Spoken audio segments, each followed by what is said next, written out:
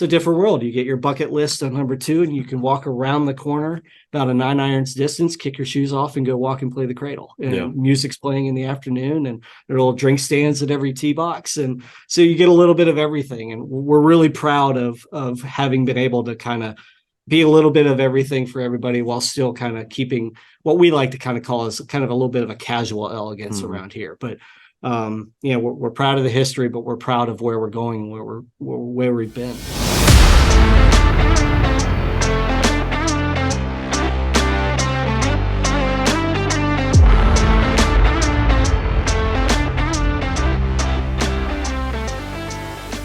All right. How's it going? Welcome to the Whole Story Podcast. We appreciate you guys joining us. We got Jonathan here and our guest, Alex. We will introduce him more in a second. But Jonathan, if you can see in the background, maybe not, but I'm in the historic clubhouse at Pinehurst. Yeah, I know you're not, and I apologize for that. We're good friends, and yet I'm still pretty jealous of you today. I know you just had the awesome, probably the best 2 days of golf in at least a very long while. We've got a great guest with us, nice enough to jump on. So we'll get into that a little bit later. As normal, we'll do our little recap over the weekends. If you didn't watch the last, was it 3 or 4 holes of the RBC, you should go find it on YouTube. Press pause, go find it on YouTube, check it out, because it was another showdown to figure out who's going to win. I felt justified or vindicated, I guess, on 2 different things. The first one is I'm still going to keep growing my hair out because of Tommy Fleetwood. He kind of inspired me not to get a haircut.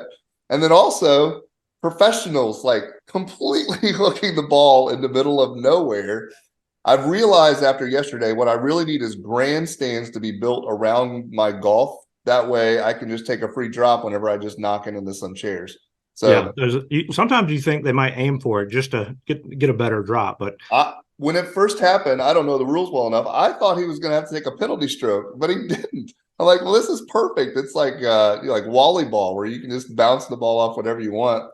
The other thing, I thought about this on the way home today, Robby, we need to find a place that we can try a 72-foot putt and find out how many times it takes before we make it, because the winner, Nick Taylor, who is Canadian, which was a whole ruckus thing. Again, if you haven't seen the last couple holes, go find the highlights on ESPN YouTube somewhere, because it's amazing to watch. But he had his first putt from that distance, 72 feet, to completely seal the deal. I didn't get a chance to look up what his percentages of making a putt are at 72%, or 72 feet, but I'm pretty sure it's short. Yeah. So anyway, the cool thing about that, like you said, a Canadian, first time in 69 years. That's right. Canadian wins their Open, but his buddy from his hometown, another pro golfer, Adam Hadwin, right? I mean, that kind of stole a little bit of the show, but it was awesome. Getting tackled, trying to go celebrate with his friend.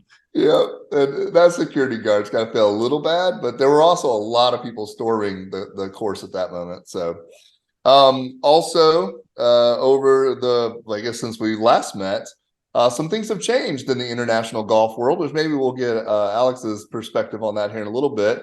The LIV, PGA, who is it? Everybody that's basically professional decided, hey, we're all going to come underneath one umbrella, one for-profit thing. So what are your thoughts, Robby? I know we've chatted a few times since then, but what are your initial thoughts on that? Yeah, well, it's not LIV, it's that public investment fund. That's right. It's one of those money wins, right? Like it always does. I don't know. And you want to see the best players playing together besides just the majors. But I don't know. I'm not smart enough to have answers on that stuff. I mean, it stinks because last year at the time during the RBC Canadian, they were saying one thing that, we don't have to apologize for being PGA Tour pros. And then they join them a year later. So I don't know. Alex, do you have any thoughts? And you don't have to comment on this. No, it's okay. For us, we're a little bit fortunate that we're, and we'll, I'm sure, get into this down the road, but, being at Pinehurst Resort and Pinehurst number 2 being the first anchor site of the U.S. Open, we're a U.S. Open site, and we're going to have 5 U.S. Opens starting again next year within the next kind of 25 years, really. So, we're in a unique position that we can, welcome major championships. And so we don't have to think about too much about kind of where the disunity in golf has been over the last couple of years, that, it's an open championship here, and we'll see how everything shakes out. And so we're fortunate to see the best players come here.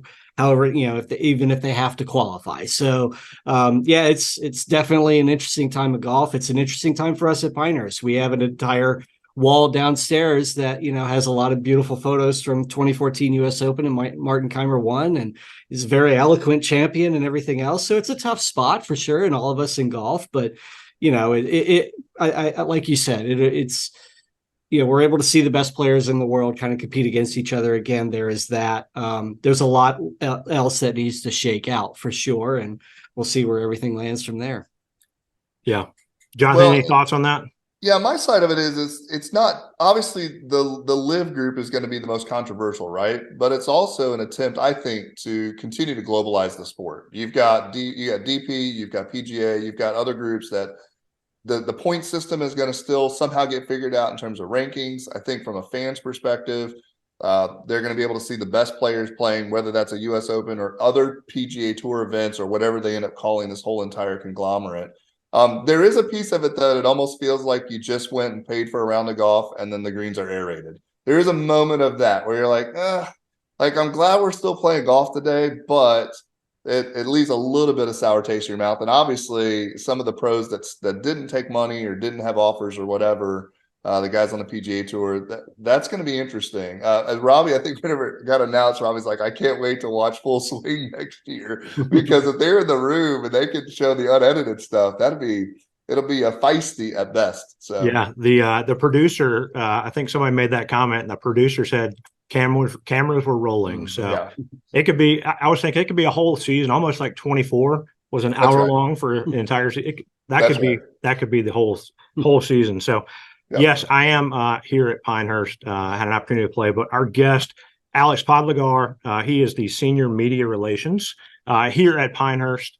And we're pumped to have you on as a guest, as an on-site. I did get a chance, Jonathan, to play number 2 yesterday. That's right. It is all that you want in a golf course. And if you missed any, you hit good shots and they're bad. You have to hit great shots. And you mentioned Martin Keimer. Just thinking back to he dominated in 2014, and it's a tough course, but got to play 5 today. And then the Cradle, got to play that a few times, and did it with Archie's here. My son just graduated high school, so it was kind of a little father-son getaway on top of being able to meet here with Alex. But Alex, kind of give us your story. You've been here a while. How did you get to Pinehurst? I have an kind of an editorial background. I have a journalism background. Worked for a couple of kind of small daily newspapers coming up in North Carolina. I went to University of North Carolina at Chapel Hill. Bounced around a little bit with, like I said, a couple small newspapers, and then kind of knowing kind of where, newspapers were going at the time in the print industry and that sort of thing. I kind of figured out I need to maybe get out, maybe need to try to find something else. But I always wanted to be in sports, always wanted to be connected to games, always wanted to, be what we used to, it would always be derisively called in the newsroom the toy department, even though election night was every night for a sports desk. But my next step was kind of going off, and I worked at a Division II university as a sports information director just down the road at Fayetteville State, and spent 2 years doing that, and absolutely loved that. But the hours are tough. It's a lot of days, and when you're at a lower level college, you do a lot of things. It's not just writing, it's not just covering, it's not just game ops, it's a little bit of everything. And so we had a young family at the time, and so I was fortunate to able to come to Pinehurst. I always tell people, I mentioned to you before we jumped on, it'll be 11 years for me next week. Will be kind of my anniversary date, and I always look back on it. So I started June of 2012. And so I always tell people, man, I had the perfect time. I started almost 2 years to the day before the back-to-back US Opens in 2014 here. And so I had kind of the perfect run up. And I came to Pinehurst initially to kind of do content creation and manage all of Pinehurst social media. So we're at Twitter. We're still at Pinehurst Resort on Twitter, at Facebook, on Instagram, and everything else. Do you still manage those? I still do daily tweets. So if you see a tweet from Pinehurst Resort, and kind of sarcastic personality is me. Coming off of there. But yeah, so, and then we have our videographer and photographer we brought in-house, who does an amazing job. So any video you see from us is done by Matt Gibson, and he's just a true pro, just a wonderful storyteller. And so Matt takes care of kind of Instagram for us as well. So we kind of ham and egg the rest. But yeah, so like I said, I had the perfect lead up for 2 years. Number 2 had just been restored, kind of to what you saw yesterday, of kind of that native sandscape. There's no rough. I always we always joke around here a little bit. There's only 2 lengths of grass on Pinehurst. There's the greens and everything else. And that's true. There's no manicured rough. All of that happened right before the 14 U.S. Opens. And so I came here at this perfect time. Of course, the restoration by Core and Crenshaw had just been done and reopened in 2011. So we still had that happening. And then we had the 2 years leading up. And I always tell people, you walk around here, you keep your head up and stop looking at your phone, because you never know who you might run into in the clubhouse here. And that was that. I mean, there were days when you'd walk in and you'd hear, oh, Jim Ferrick's here today. Well, let's go see what he thought of number 2 after playing it. Rory's here today. Let's go see what, can I stick my stupid little video camera in his face and talk for 5 minutes and get a couple of questions and answers about like what you think of number 2 and what it looks like. And then since we got through the 14 Opens, and then I kind of transitioned more into kind of a full-time media relations role. And so we're fortunate to just have had, we talk about it. These last 10 years, really, since the 14 Opens, but then also kind of the 2 years before that with the restoration of number 2, it's just kind of been this new golden age for Pinehurst. And so much has happened here.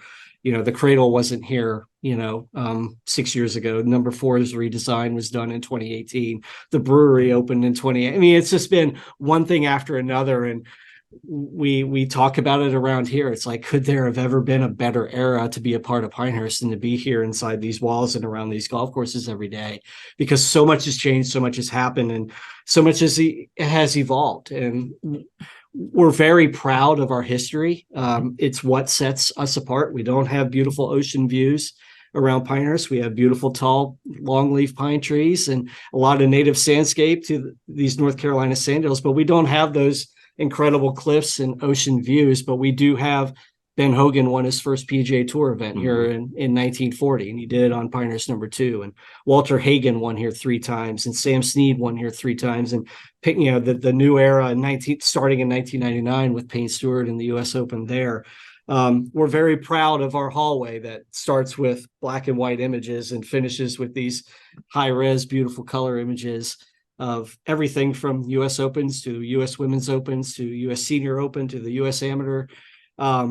But we're also not a time capsule. And we have evolved, and you've seen that with, just hanging out on the cradle with Archie being on Thistledew right now. It's a different world. You get your bucket list on number 2, and you can walk around the corner about a 9 irons distance, kick your shoes off and go walk and play the cradle. And music's playing in the afternoon, and there are little drink stands at every tee box. And so you get a little bit of everything. And we're really proud of having been able to kind of be a little bit of everything for everybody, while still kind of keeping what we like to kind of call as kind of a little bit of a casual elegance around here. But we're proud of the history, but we're proud of where we're going and where we've been. Yeah. Well, I got a couple questions about some of the things in a second, but you mentioned the history, right?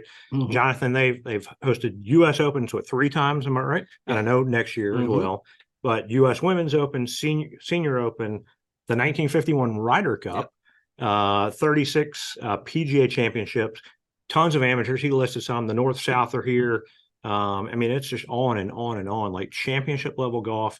You mentioned like the people that you might see here. That's because they're doing stuff, it seems like, all the time. And now you referenced this earlier, you're an anchor site for the U.S. Open. So tell us about that. Yeah, a couple of years ago, named as the first anchor site. Since then, Pebble Beach, I think Oakmont as well. And just really special for us. I mean, when you drive in here right now, I'm sure you've seen, Golf House Pinehurst, which is the USGA's kind of second headquarters. We're going to be the second home of the USGA. All their research and development is moving here.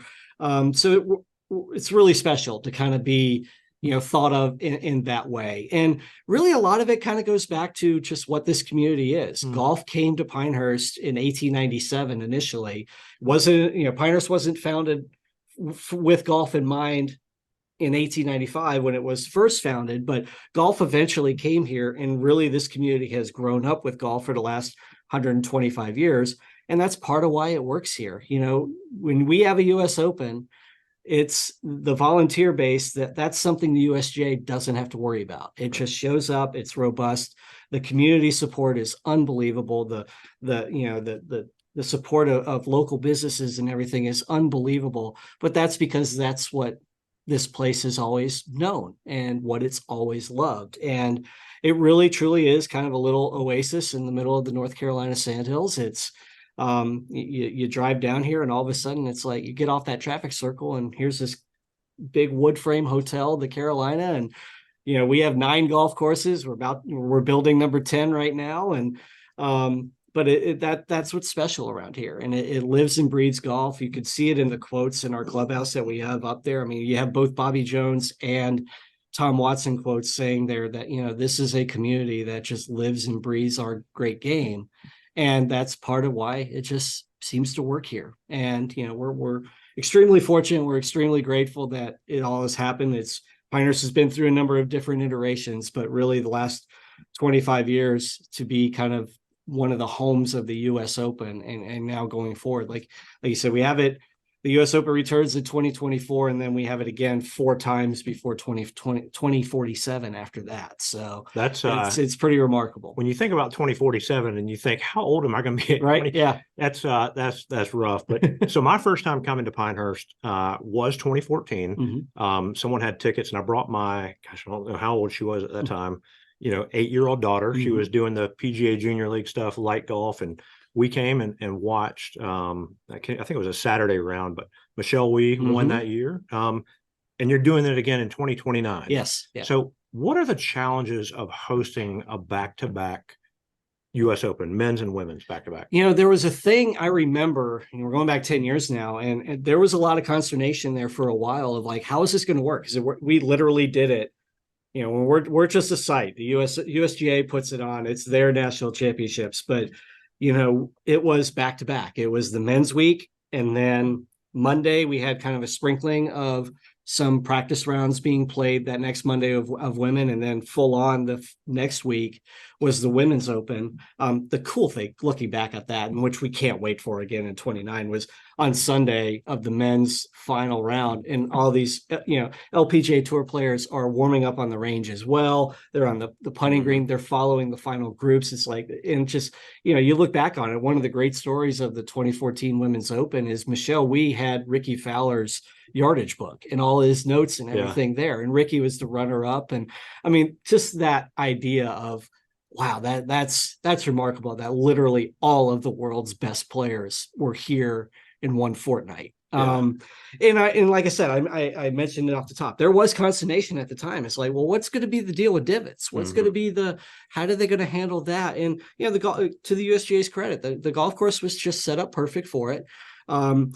We're fortunate that we have, you mentioned it, that we have the North and South Amateur every year. And it's the longest consecutively running national amateur championship for both the men and the women in the United States. And the men's has been played here since 1901, the women since 1903, every single year. And one thing that our incredible grounds crew did was, and at the time, the USGA around that time would take the data. And it was, these are elite college players mostly that come here and play. And they could look at, all right, well, if we set it up this way, what's going to happen with where the men's players hit it, where the women's players hit it? And it just became not a problem at all. And the great thing about number 2 that I think helps us be able to manage that is the fact that there's no manicured rough. So we don't have to worry about, setting up the rough where it needs to be 4 inches of Bermuda grass rough for the men. Do we need to cut it back for the women or vice versa? How is that going to work? It's the same golf course. And the great thing really, when you take that the step further, I mean, for you, Robby, you played a US Open golf course. Now it's going to get tuned up in a year and it'll be a little bit harder and those greens will be a little bit firmer and faster. But for the most part, you get a US Open experience. That's how it's set up. It's not different. We're not narrowing fairways when the US Open returns. It's almost a little bit of what you see is what you get. And so that's what's kind of unique about it. And that's what lends itself well to having, back-to-back men's and women's Opens here. Yeah. We'll have to let Bradley know. Bradley's a guy I work with. We interviewed him a couple weeks ago. He actually made the first qualifier and was in Dallas trying to make the cut to get there to the Open. So we'll let him know that Robby shot. Well, he might even shot a better score than he did. Maybe he's in Dallas. We'll see if we can poke some fun. You mentioned obviously the great history of it, and you've had an 11-year history now. Is there a moment that stands out?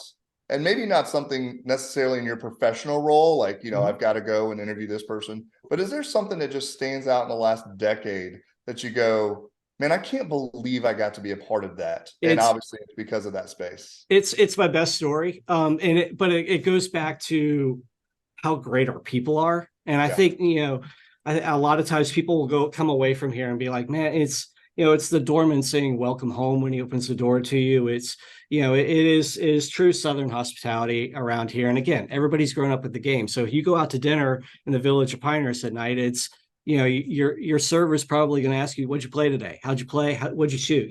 And so it's all of that. And to that point, this is my favorite story that I've actually kind of been, I saw it. I wasn't really a part of it, but we have such amazing people here. Our bag drop guys, we have several of them here at the clubhouse, kind of clubhouse attendants, guys who work the bag drop or downstairs where they get your bags to your caddy or to your golf cart, whatever you need. And I think we have 5 of those guys who have been here 45 plus years each. And so like a couple of them are just Pinehurst legends, and Larry Goins, Frolin Hatcher. And Frolin passed away, unfortunately, a couple of years ago, but I think Frolin was here 53 years. Larry is still out there. He worked this morning. Larry's unbelievable. But we have those guys out there pretty much every day. And a lot of times we always say they are the true ambassadors of Pinehurst. So a lot of times are either the first voice you hear or, the first face you see when you come to Pinehurst. You may come up straight to the bag drop before you even check in, and you're going to be greeted by one of these guys, Henry Emmett, all these guys.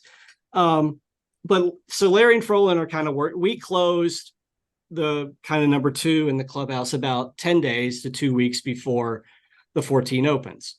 And so that Monday before the first Monday practice round, so kind of a week out, we had everybody kind of coming through. I mean, Mickelson, Rory, Justin Rose was the defending champion at that time. Michelle Wee came, Paula Creamer came through. We just had Adam Scott was number 1 in the world at the time. So we had all these people kind of coming through right around the same time.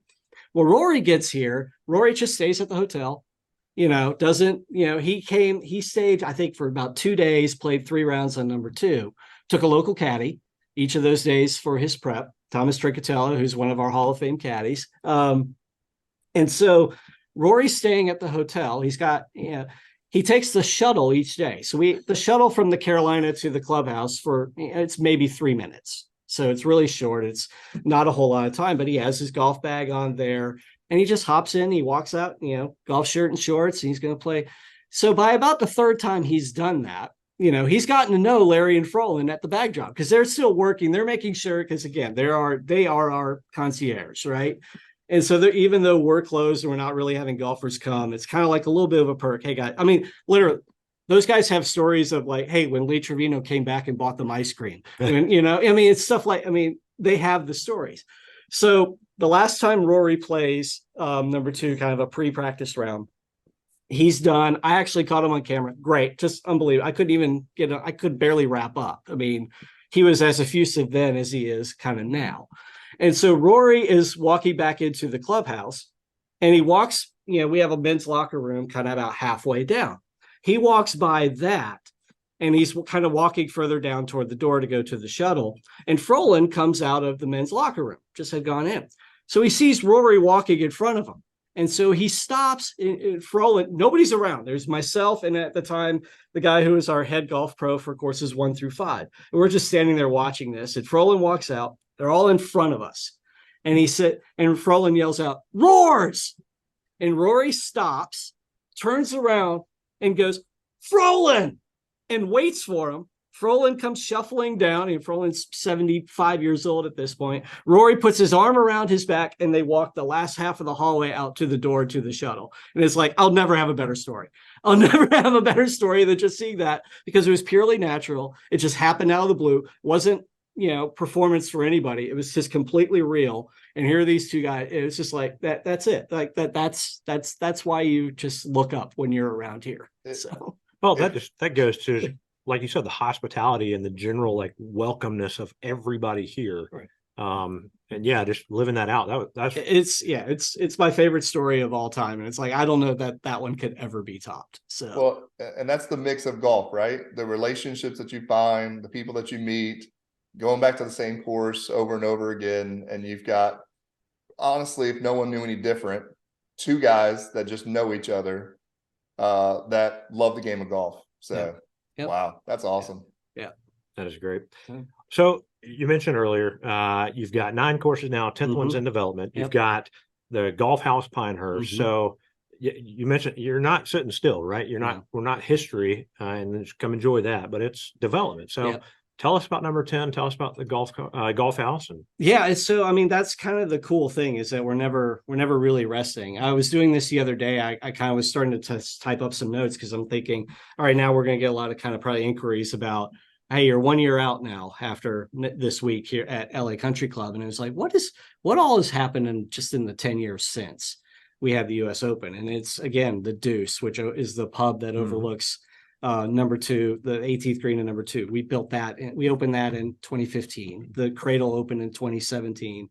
Gil Hanse's redesign of number 4 was in 2018. The brewery opened in 2018. Completely remodeled one of our hotels, the Manor, in 2019, and opened a whiskey bar there, the North and South. And then we had a pandemic. We got through that. And right now we started the 3rd phase of our complete renovation of the Carolina Hotel as well. So that'll be done in the, probably definitely within the next year for the next US Open. And like you said, the 10th course, and it's on an incredible piece of land. It's land that we've had for about 10 to 20 years. People will recognize the name, the Pit golf links that used to be out there, but we're super fortunate that, there was enough of a break in Tom Doak's schedule that he said, I could do this. And it's just the perfect marriage of North Carolina Sandhills golf and, what used to be an old sand mine kind of area. And, he and his lead design associate, Angela Moser, who's just unbelievably talented, both of them, obviously. I mean, Tom Doak, his reputation is, you don't have to talk too much about that. People know. But it's been such a fast process. And here we're watching this golf course just come together on this land. And we have so many hopes and ideas for what else can go out there. It's a 900-acre piece of land. So there's a lot of opportunity for us. There's room for what could be an 11th golf course ultimately at some point too. So super excited about that. And like you said, Golf House Pinehurst will be open and ready. The World Golf Hall of Fame is coming back to Pinehurst. It was originally here, founded in the 70s before it went down to Florida. It's coming back here, so it'll be in part of that structure on that campus there. And it's just a remarkable time to be a part of this and to be around here and to just kind of continue to watch it grow and evolve. And it's just an incredible, amazing time to be here. Yeah. Well, if you're not able to come by and see the development in action, definitely follow these guys on social media, because I am watching and I'm seeing here's 10, and then I can see another day's notice of like, here's what we're doing now. And it's just, it is flying. Like, and like we've talked to Tom Doak about it, and he just says, look, man, it's the perfect land to build a golf course on. And it's untouched, and there are no homes out there. And he's like, we can, you let the artist go do his work, and the canvas is there, and he's going to make it just unbelievable. So super excited about that. And and that's the thing. I mean, if you haven't been here in 10 years, you may not, I think you'll still experience and feel the charm of Pinehurst that you might remember, but there's so much more here for whatever you're kind of looking for. And even to that point, if you haven't been here in 2 or 3 years, come back. There's, it's a little bit different, and it's a little bit, hopefully, more, accommodating to any golfer. And that's the one thing I always, I know some people can get intimidated by number 2 or that sort of thing, but it's like, there are no forced carries. There's no water out there except for the little pond on 16, and one hole, Jonathan, one hole in water. You should be all right. but like I said, then you play the cradle, and you play number 4, you play course 1 that was, originally built in, 1901 when it was redesigned by Donald Ross. So it's a pretty special place to be. And it could be, it's whatever you want it to be. If you want fine dining here at Pinehurst, you can do that. But if you want ribs tonight at the brewery, you can go do that too. So, it's a pretty unique place. Barbecue sandwich at the brewery is a good call, Jonathan. Well, I was just about to say, I mean, you've got 10 courses. That feels like that's a 5-day road trip, right? You can play 36 holes a day, 5 days. It sounds like I can pretty much eat at different restaurants throughout the week, never be bored. It's interesting to think about, because Robby mentioned, if you can't make it, follow on social media. So like, your job as a social media director is to not just tell the story, I would guess, while people are there, but you're able to tell the story digitally, and not again, the full history of that leading up to the next 20, 25 years, and kind of throw that out there. So what's that like? How's that changed?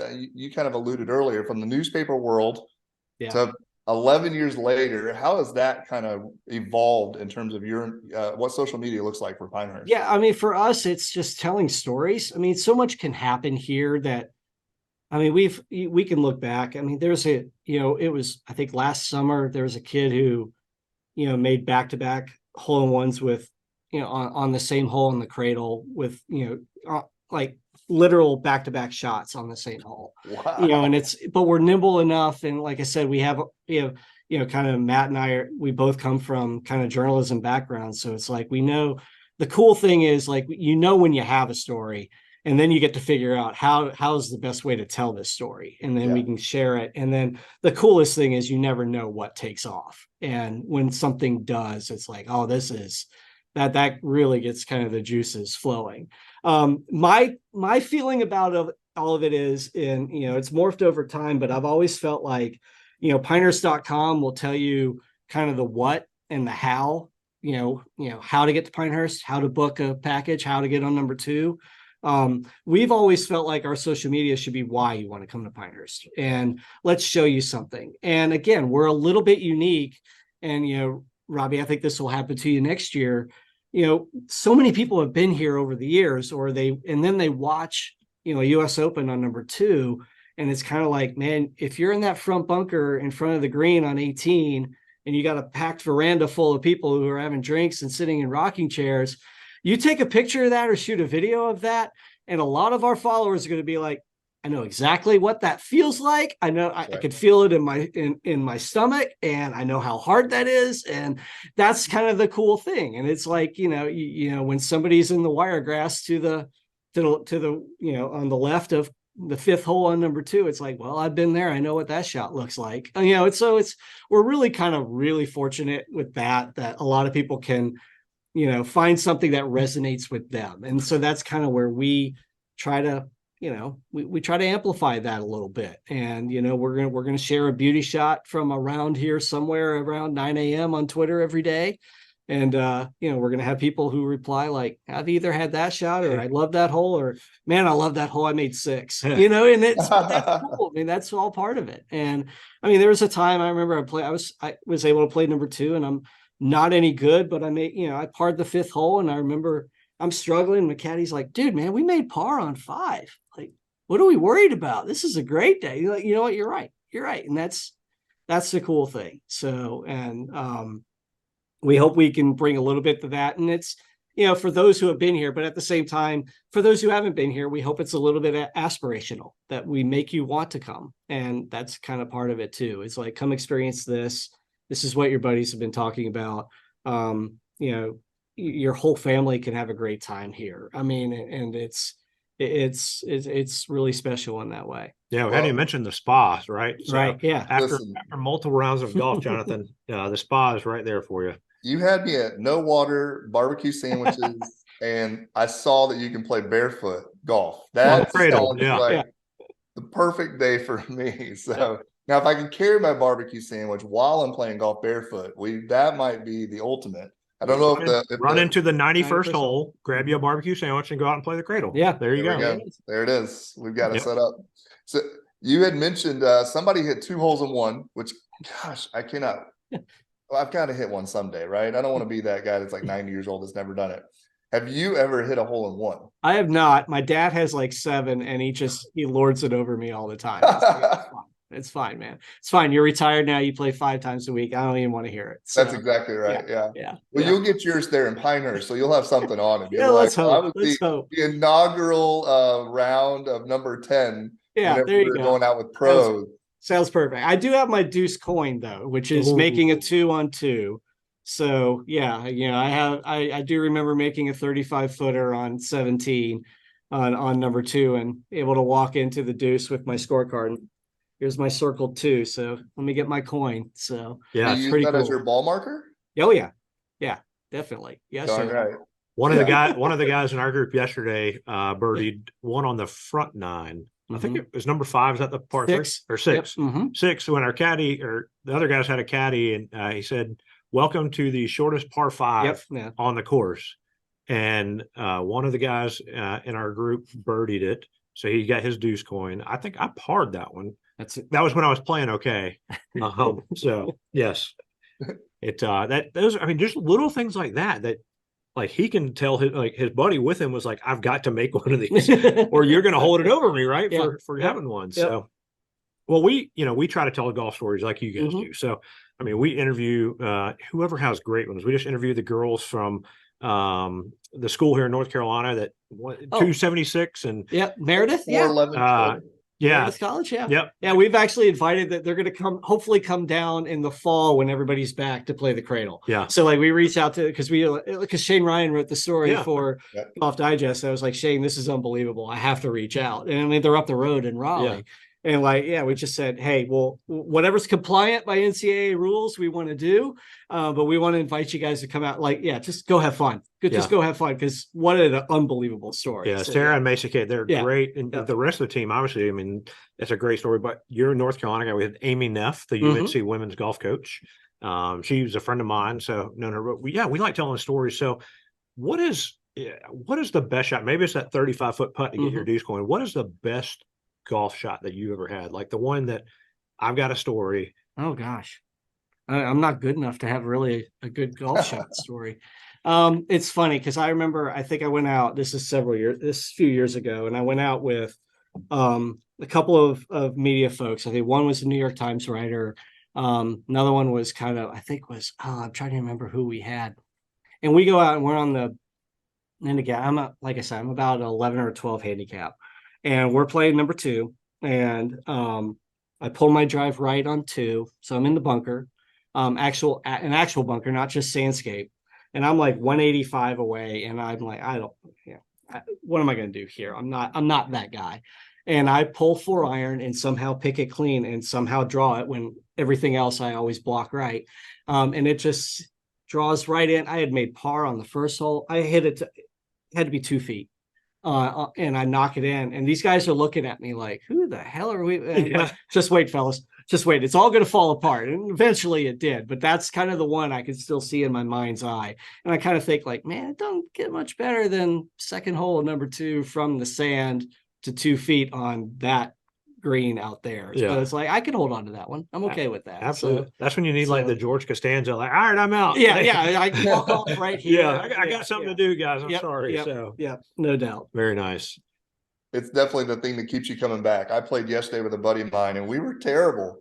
But today we were talking, we're like, I had like 3 good strikes, and that was enough to keep me to go back out and try. Always brings you back. We had one. The other one I think about, this happened that last summer, I think, and we were out, and it was our videographer Matt and another guy, and we went out kind of like after the last tee time on the day, so I wasn't even sure we were going to finish. And so we're getting out there, and it's getting pretty dark, and we're on 18 of course 2, and we're coming out, we're in the fairway, and I mean, to the point where it's like, I'm not really sure I could see the flag. And all of a sudden we see this guy kind of running out to us, and we're like, okay, it's the ranger telling us like, enough, fellas. Like, it was that dark. And so Matt and I are kind of looking at each other like, all right, well, we should wrap it up. I mean, we work here. We don't want to mess with anybody. He needs to get the flag. He needs to go home, all that sort of thing. And he comes up and it's like, hey buddy, yeah, we're, and he's like, don't worry about it. He's like, I'll get your yardage. You're like, Well, okay. And so he goes over and he finds the sprinkler head. He says, all right, you were 135. And I'm like, I should take some extra club. I'm pretty tired. And he was like, no, you'll be fine. I was like, man, I can't even see he said, just put a good swing on it. You'll hit it. You'll be fine. And I put a little weak fade that goes off. And I'm sure it's in the right bunker on it, but it's in the front because I didn't take extra club. Chip it up, putt, two putt, take my bogey and run away. But that's one I'll always remember of the guy. We just see the silhouette of a guy. We're like, all right, well, we're done. We need to. And it's like, hey guys, I got your yardage. You see that chimney there? That's your line. And it's like, oh, this is surreal. Didn't you write a story? Yeah. Like the ghost on 18. Yeah. I read that on the Pinehurst site. Yep. That's a great story. Jonathan, yesterday on 18, like I probably hit the best drive I'd hit all day.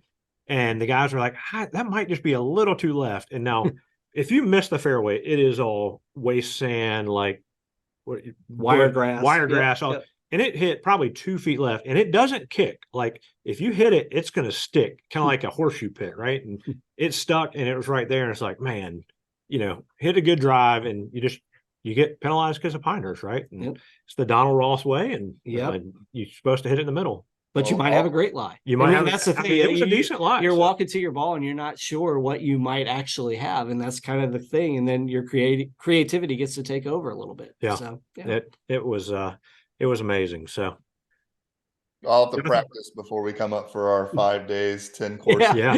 I was going to ask, have y'all ever hosted a tournament where you start course 1 and go through course 9? We have had is it Jim Holton? I'm trying to think the 100-hole hike guy. I think it's Jim. This was, I think, before we even had acquired number 9. And I think he came and played all 8 in one day. Ooh, in one day. Yeah. No. Yeah, but we haven't done a whole lot of it. Our only real marathon thing we do it actually every winter for the winter solstice. And Kelly Mitchum, who's like one of our lead golf instructors at the Pinehurst Golf Academy, he does we do a cradle solstice. And so he gets a group of about 15 players together, and at sunrise to sunset on the shortest day of the year, they play our shortest course, the cradle, the par 3. And so, I mean, some of those guys will get 400 holes in a day, and it's all to raise money for charity. And we've raised upwards of $50,000 in a day for that. And it's good for them. It's the coolest thing in the world, but yeah, it's some of those folks could use a spa treatment after that. Absolutely. Sure. I saw Kelly's name a number of times on the record list of the cradle. So that makes a lot of sense. Yeah. But what if you played 1 through, go ahead and add 10 into it, and then you had to play the cradle and go putt at Thistledew, and you kept the score, and so you're, whatever that score adds up to be, that would be. Listen, you mentioned spas and great restaurants. I'm pretty sure we could convince our wives that a week-long vacation at Pinehurst is probably the right place to go. Absolutely. Yep. There's a bookstore close by. My wife would be happy if we can find a bookstore. You're in good shape here. Yeah, used bookstore and coffee shop right in the village, man. It's the old post office. It's amazing. Yeah. Let's just start planning out that vacation. Let's do it. All right. Well, Alex, I don't know if you've heard our podcast, but we always like to do this thing, just quick 9 at the end. We're just going to do rapid fire back and forth between me and Robby. You can add as much soliloquy as you prefer, or if you just want to say yes or no, that's fine too. So I'm going to go ahead and get it started. What is the favorite course that you have played besides one of the courses at Pinehurst? Besides any of ours at Pinehurst? That's right. Oh man, I get in trouble for this, but man, Mid Pines and Pine Needles are so good. It's pure Donald Ross. So a little shout out to our friendly competitors out there, man. They're so pure. So yeah. What is your favorite course? And maybe this is hard. It's like asking what's your favorite kid. What's your favorite course here at Pinehurst? I love number 8. We just kind of did almost like an agronomic update to number 8. It'd been 20 years, and so we did kind of it needed some a little bit of TLC from the. There's thatch growing, that sort of thing, just kind of, our golf course maintenance muscle going back in there and just kind of refreshing it a little bit. Number 8 is our only, there are no roads around number 8. There are no houses around number 8. It's actually a National Audubon Society. So it's very, there are marshlands out there, but there's a lot of, it's a Tom Fazio course, but he did a lot of kind of subtle Pinehurst, kind of just fun things he added to it. It's really tranquil out there. It's a great golf course. It's firmed up and faster now. since we kind of, put some TLC back into it. It's always been one of those things. Everybody here, you'll hear it a lot, will be like, what do you got to play when you go to Pinehurst? And you'll hear 2, 4, and 8. And so number 8's really cool because it's a little bit of a different setting. I mean, I still love number 4. What Gil Hans did for number 4 is just awesome. It's probably number 4 is probably our best eye candy golf course for sure. I was playing that 3rd round of the Cradle, Jonathan, that Archie and I played. We got paired up with 2 sisters, Sue and Molly. And Sue is from Boston. Molly's from LA. And I said, well, why are you here at Pinehurst? And you got US Open going to be in your neck of the woods. And she's like, I'll be there Saturday. So she's playing. I think they played 8 this morning. They're playing 2 tomorrow. They were hoping to play 4, but I think it just got punched, right? Yeah. So, and then she's going to go back and go to US Open. So, heck of a golf week there. Yeah. And they were good golfers as well. So that was fun. All right. So I'm going to hold you to this. What is the best shot that you've actually seen, not heard about, watched on TV or anything? What's the best shot that you've seen at Pinehurst? Best shot. All right. So we actually have, there's video of it. We haven't shared it a whole lot because we don't want people to get too many ideas. We had a guy this happens every day. So again, we're upstairs at the clubhouse, right? So we have roof access here. And so on occasion you'll walk out onto the roof and see a golf ball and you go like, well, okay, it happened again.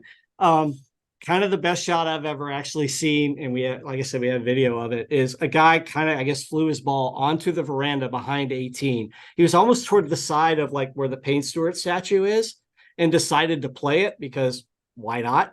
And held the green from there. So like, wow. I was like, that's as good as I'll ever see right there. So that's pretty good. That's the 10 cup in the bar shot, right? yeah. It was through the tables underneath, knock the bird off the post. Yeah. Not bad there. That's awesome. All right. So we talked about plenty of food options and things. What is the best? I know what the signature drink here is, but what's like the best snack and drink here at Pinehurst? Tavern chips at the Tavern. Tavern is a kind of a small casual restaurant in the Holly. Holly is one of our hotels. It's about 80 rooms. It's right in the middle of the village.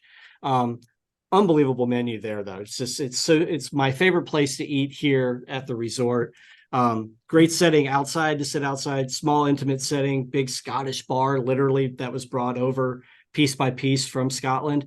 And they basically, the chips, they're complimentary. They just bring them out to you. They're handmade every single day. A little vinegar there. It's the best. It's the best. We talk about hidden gems at Pinehurst. The chips at the Tavern are one of our hidden gems. All right, Jonathan, I might be heading that way after this. Yeah, exactly. You all love your southern. Tony Kornheiser's favorite restaurant at Pinehurst is the Tavern. How about that? Yeah. Yep. What would you say is the hardest hole in Pinehurst? I'll try not to get in trouble by saying the 5th hole on number 2 when it was a par 4. It's not a par 4 anymore, and we'll hear about that. Hardest hole at Pinehurst. Hardest hole at Pinehurst. It's funny. Might be the 12th hole on course number 1. It's about a 230-yard par 3, and you stand on the tee, and it is pure Donald Ross. It's pure Donald Ross all around you because there's a big bailout area to the right. There's water pretty much to carry. There's a bunker, I think, on the left, and the next hole is kind of like an easy par 4. So it's pure Donald Ross, where it's like, just get through these. If you get through these in 7, you're doing really well. Is the green shaped like the turtle? Yeah, there's some Ross characteristics to that as well. Yeah, so 12th hole on course 1. That may be the hardest par 3 in Pinehurst for sure. So yeah, man, very nice. All right, so who would be in your dream foursome, right? Let's say you're going out to number 2 or whatever course, but who would you pick? Man. Anybody like?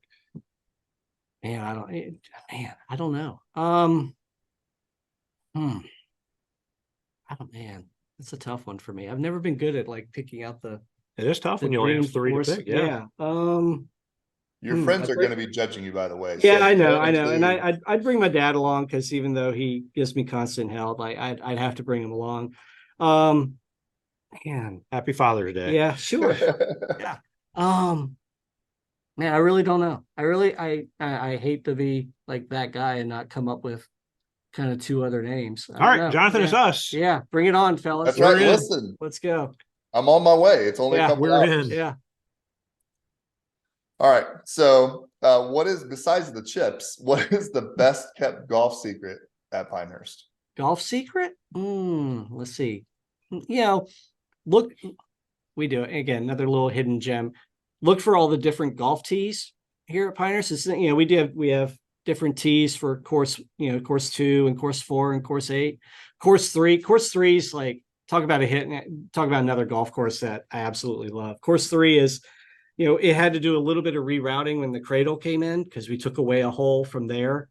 But course Pinehurst number 3 is 5,100 yards, par 68, and it might be the hardest little golf course around, but it's a pure joy. We have pennant flags out there, the tees out there, because the tees out there are a little bit shorter. But then it's not just our golf course tees. You walk around and you're like, oh, the Carolina Hotel has golf tees. The Manor Inn has golf tees. Oh, the brewery has golf tees. And you just kind of pick up on it. And it's just kind of there. That's kind of one of my kind of favorite things. It's like, oh, okay. Like in the spring, we have a different logo for the Cradle in the spring with little dogwoods. And so the little tees out there, which the tees at the Cradle are this big because it's a short course. But they're pink and green and with the logo on them. So if you get here at a different time of year, then you might get those. And people are always after us. Like, just sell them. I'll buy a bag. And like, nah, that's kind of not that's not the deal, man. You gotta come and find them and kind of stumble upon them here and there. And that's kind of fun. I wasn't even looking for the tees at the brewery and the Cradle. I mean, the Cradle, you're hitting off mats, which is a great, which great thing. We have to, it's one of those things, and we can get some criticism for that, and we totally understand, but it's like, I think it makes it more fun. Yeah, we do 50,000 rounds a year on the Cradle. It's like we gotta give our maintenance guys a little bit of a kind of a love tap there. Well, Archie's probably played 100 holes out there today, so I'm gonna guess the mats are a little bit nicer than maybe like your rundown driving range type place. Yeah, they're nice. Yep. It'll be all right. Yep. So what's the best, maybe besides the chips, what's the best kept non-golf secret here? Non-golf secret. I'm trying to go through. I mean, best non-golf secret. I mean, I lean toward food. I mean, we have fine dining, fine Italian dining at the Villaggio restaurant in the middle of the village. It may be the Magnolia Hotel. We just acquired the Magnolia a couple of years ago, completely renovated it. It's almost like a bed and breakfast. There's only 8 rooms there. They're all unique. None of the 8 are like each other. And you're right in the heart of the village. So it's almost like, you think about like a spa group or, or a group of 8 people or 16 or something like that can rent out the entire hotel and it's yours. So it's almost a little bit of a lesser known thing because we don't push it as much. So it might be something, stay at the Magnolia. I mean, it dates back to 1896. It's really cool. Just again, one of those kind of spots that you may not necessarily realize is around. Yeah.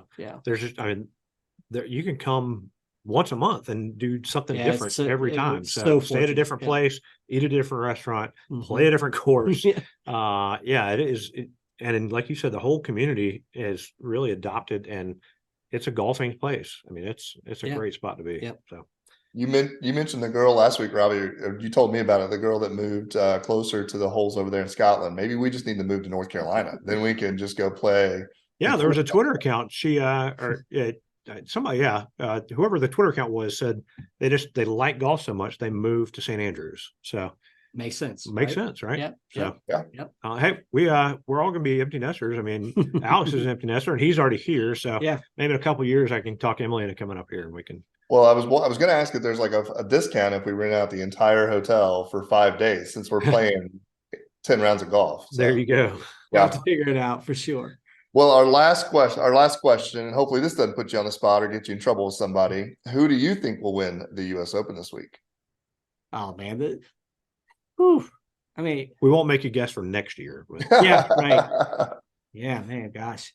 I mean, I don't want to just go chalk with Scheffler or Rahm or it's that sort of thing. I think Schauffele's probably a big trendy pick right now too. I know Max Homa is too, from being out there and playing so well out there. I think it's going to be a pretty big now. I don't know if Victor Hovland's short game is that as tidy yet for what I'm hearing about LA Country Club, that I want to lean that way. I want to lean towards Hovland. Let's go there. Okay. How much fun would that be? That'd be awesome. So, He's had a couple good weeks, so it's not like he's been out of the running. Yeah. Well, Alex, that's our quick 9. And Jonathan, let me ask, we're all talking about US Open this week. Who is your pick to win? Oh, man, I'm not even sure I know who's playing. I mean, who's been invited? All the big ones, mostly. I'm going lefty again. You know what? I almost called that at the Masters. He's going to come out. Yeah. Yeah. I've listened. I'm sticking with my left-handed friends. Yeah. Since we hit Jonathan's from the other lefty, side. so. Yeah, we hit from the other side of the tee. Yeah. I'm going to go with him. He came in. If we were betting, like I would have made a ton of money on him being top 5 at the National. So his short game, I think I saw a video the other day. Someone was dropping balls in the grass just off the greens, and it's just gone. Yeah. So we're gonna say lefties. If he still is able to use those clubs that have the square groove instead of the V groove, right? Didn't a couple of years ago he did something like that? His 1961 club that was exempt somehow. Yeah. Gonna pull those things out, and a short game is just gonna drive it home. That's it. It wouldn't be US Open week without dropping a bunch of golf balls in the rough and saying, where'd they go? But that's exactly that won't be here next year. Won't be here. Won't be here not next at all. year. So. You can drop them on the green and watch them roll off into the There'll be collection plenty area. of those. Yes. Plenty of those. So. Robbie experienced that. Yeah, I think I might go with Max Homa. I know, like you said, it is the trendy pick. He's an LA guy. He might wear a Dodgers cap the entire time. So that, or somebody like Patrick Cantley.